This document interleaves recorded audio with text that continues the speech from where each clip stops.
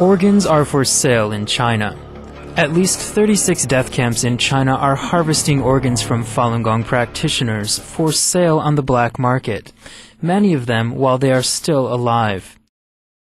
Organ harvesting of Falun Gong practitioners was confirmed by a 2-month investigation by former Canadian Secretary of State David Kilgour and the Canadian international human rights lawyer David Matas. We've been asked to investigate allegations. After considering everything as best we could, was that the allegations are true. We believe them to be true, that this harvesting is indeed happening.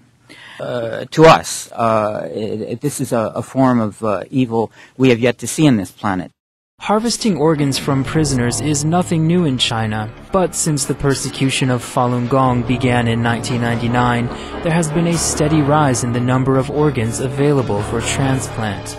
That's why Dr. Wenyi Wang challenged Chinese President Hu Jintao on the White House lawn. I had encountered some Chinese patients who had gone to China and came back with kidneys, and when I asked them where they came from, they said, oh, it was my cousin or something like that, but then some of them told me that they had bought the kidneys from executed prisoners.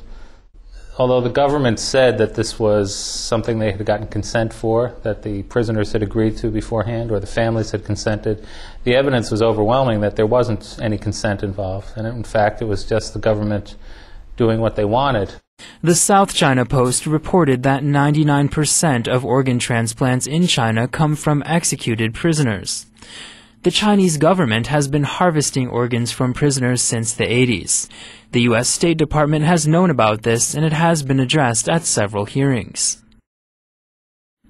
Since 1999, many of these organs have come from illegally detained Falun Gong practitioners. Right from the beginning, just months after the persecution first started in China, we got reports of tens of thousands, perhaps hundreds of thousands of individuals being detained, put into prison camps, labor camps.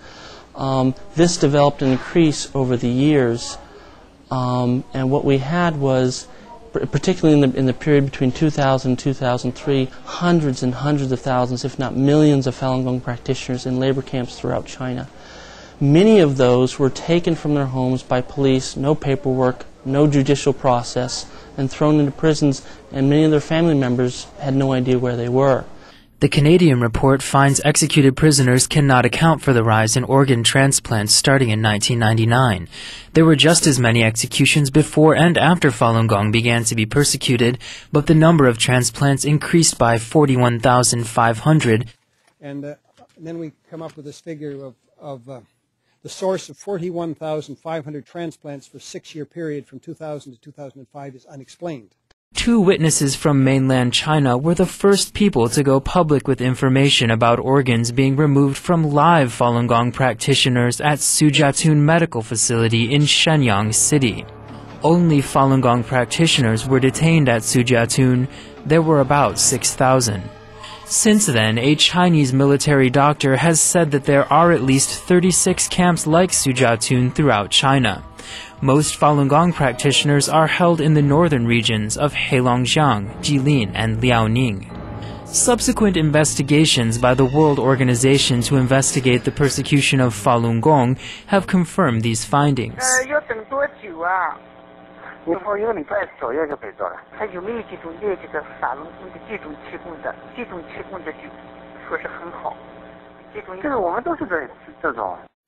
Throughout China, hospitals advertise their transplant services.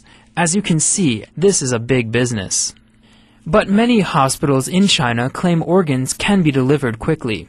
This organization claims it can get a kidney for transplant in as little as 1 week.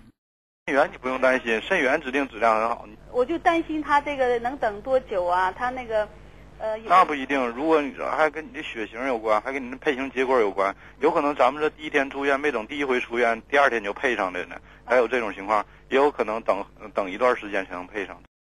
If you could, know the blood types of everyone you had in prison, and if you could execute people to order, then you could certainly deliver hearts and livers. And anything else you wanted to do on a short time frame. The current wait In New Jersey, for kidneys is 4 to 5 years.